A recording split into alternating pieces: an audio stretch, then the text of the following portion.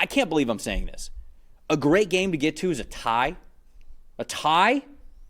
How are we doing this? How's it 2025 and we still got NFL games ending in a tie? First of all, before we get into this, how do you feel about ties? Do you think it should be different? And if you do, how do you think it should be different? I mean, how do you want to? You want to just go to the 2-point plays like college? We could just do that. To be honest with you, yes. Although I was talking to somebody last night, too, saying that we should go back to, if we're going to do it the way where both teams are guaranteed a shot, then we should go back to 15 minutes and give them 5 more minutes to settle it. So what I would actually do, because I'm a big advocate of, I don't like ending games that matter a lot in like a mini game format, right? Soccer, football for those of us who are watching across the pond, they end in penalty kicks. And like penalty kicks is very exhilarating. It's very fun. There's so much stress hanging in the balance of like a single kick. There's so much pressure in these moments. Like for hockey, like you go to shootout, right, in the regular season. But when you get to the postseason for hockey, you can't end a game in a shootout. You just play more hockey. That's how you end the game. I would love for that to be the case with football as well, American football. But the dangers of the game, playing a violent game while you're even more exhausted, do guys start getting hurt a little bit more? I do get worried about that a little bit. So to be honest with you, what I would do is I would sort of start overtime the way that it starts now, but then once the clock hits 0, I'd go 2-point conversion, back and forth. That's what I would do to settle this game, to allow one of these teams to actually feel like they won the football game in the end. Because when you tie, it just feels like everybody loses. That's what it feels like in this one. And it's not supposed to feel that way. It's supposed to feel in the middle, but somehow it doesn't. Somehow it maybe even feels worse than a loss. Yeah, I mean, the 2-point plays, that's obviously what college has gone to now after the second overtime. They play 2 of them, and if it's still unsettled, then they go to the 2-point plays. And even then, we've seen the 2-point plays drag out back and forth, too, like the shootouts in hockey or soccer, let's say. So, I mean, it's just one of those things where is it ever going to be perfect? Is anyone ever going to feel great about a tie? No, I think there's one team in this game that might feel a little better about it, all things considered, but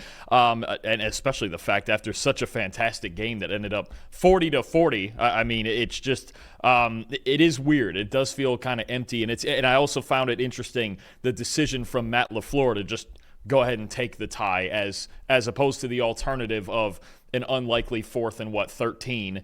Yes. And general, obviously the conversion rates on that are going to be very low, especially down in the red zone, and just going, you know what?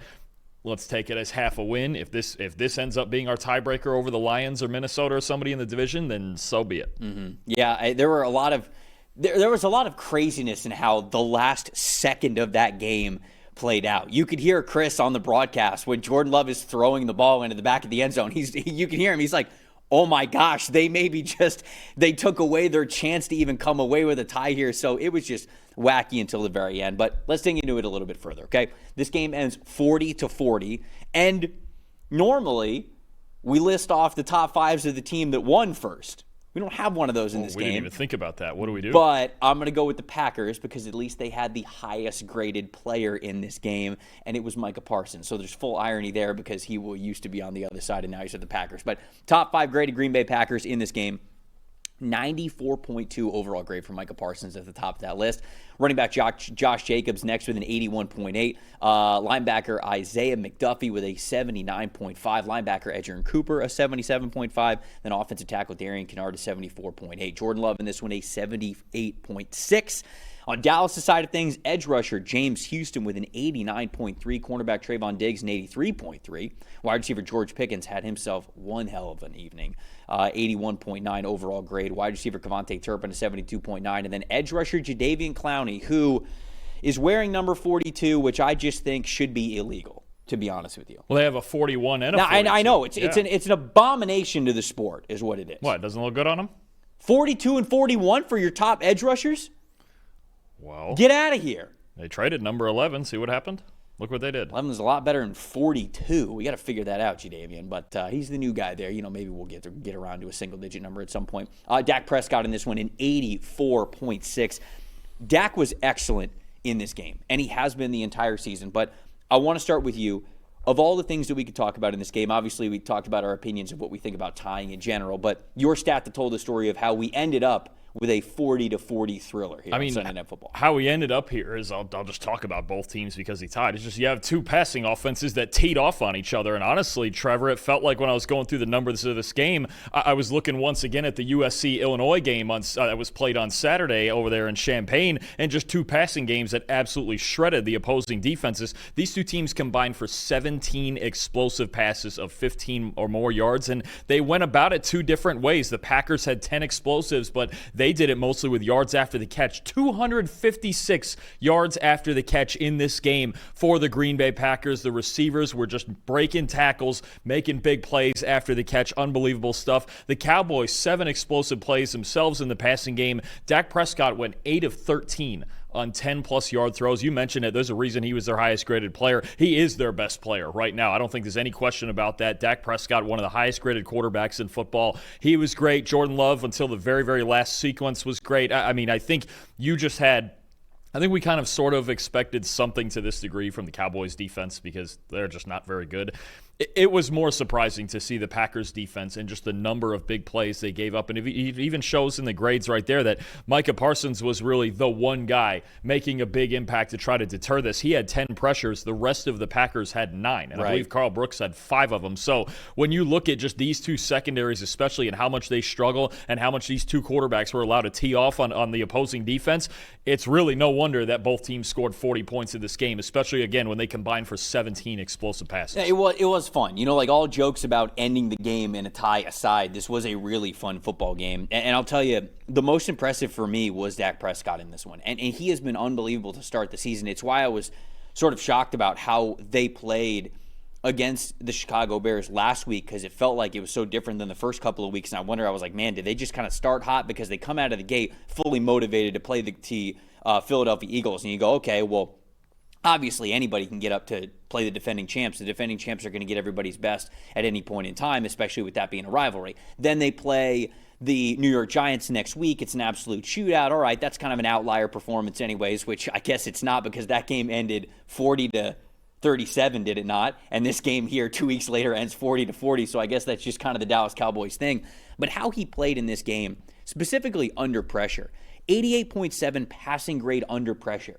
And just to give people context, like when we talk about passing grades, the guys with the best passing grades in the NFL, they're high 90s or they're low 90s, high 80s. Like Dak has, I believe it's the second highest passing grade of full-time starting quarterbacks over the first 4 weeks. He's just behind Matthew Stafford with I think it's a 90.2 or 90.4, something in that range. When you have an under pressure grade, something in the mid-60s is a good under pressure grade for quarterbacks. High 80s is, you're talking about playing the position at an insanely high level. And it's not just this game. Dak Prescott, I believe he would still have the highest passing grade under pressure for any quarterback in the NFL right now through 4 weeks.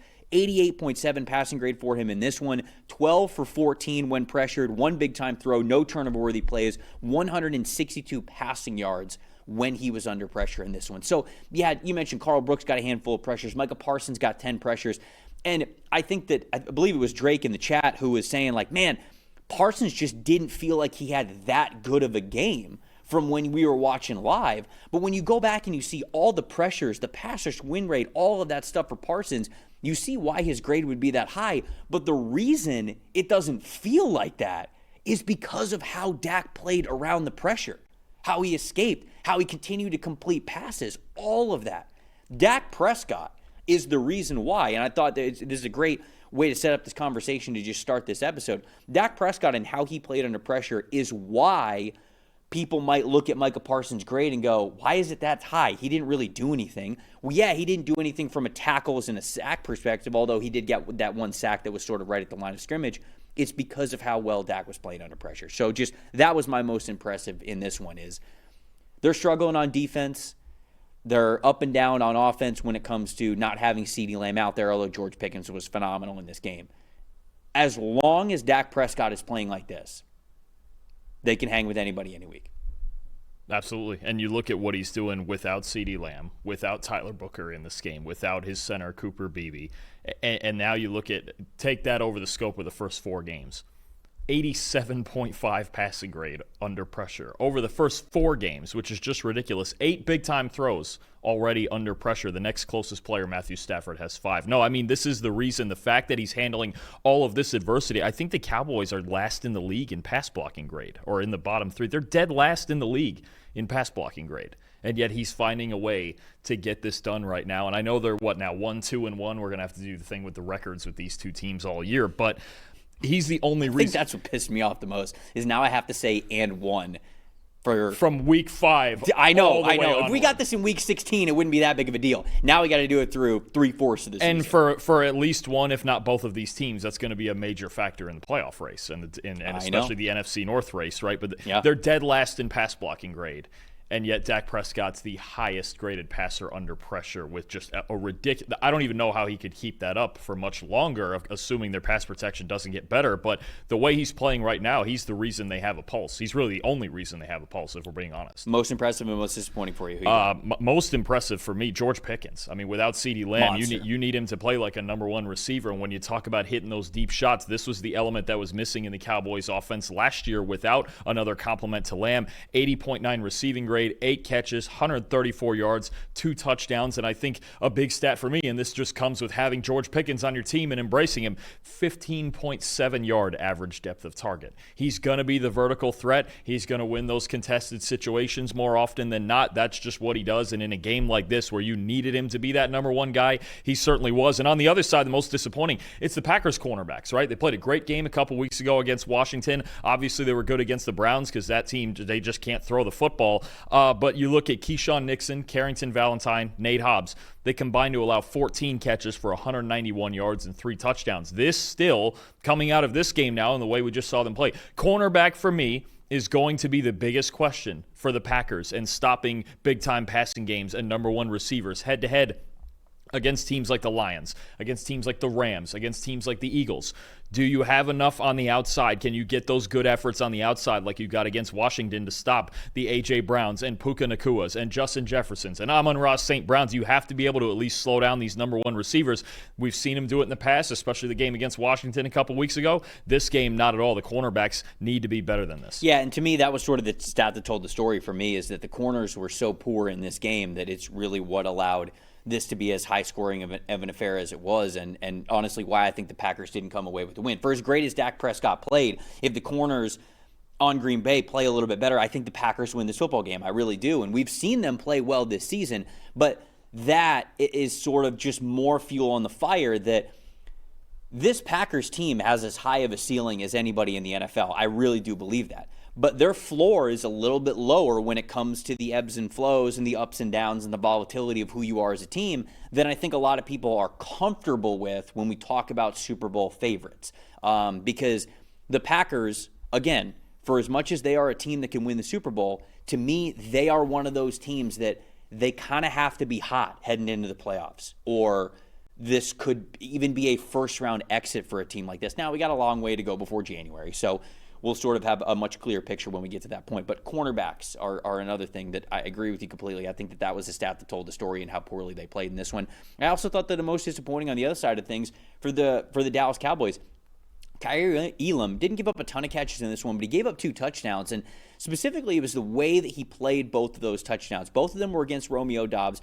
Both of them he was in, well, the first one he was in man coverage when it was the close touchdown that was closer towards where the end zone was.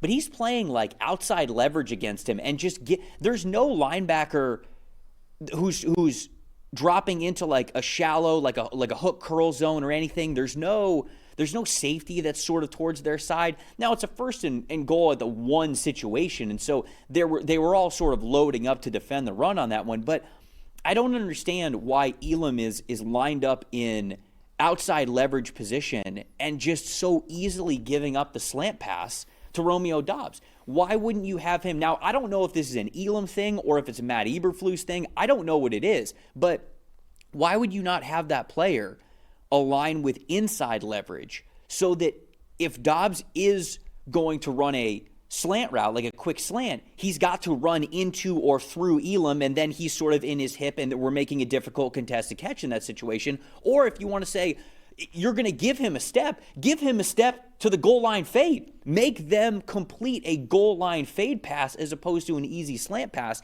And then when it came to the other touchdown, it was a little bit further back. I think it was right on the edge of the red zone. Maybe it was a little further out from the red zone. But it was, again, a situation where Elam's playing with outside leverage, and it wasn't man coverage. I think it was more of like a cover 3 look.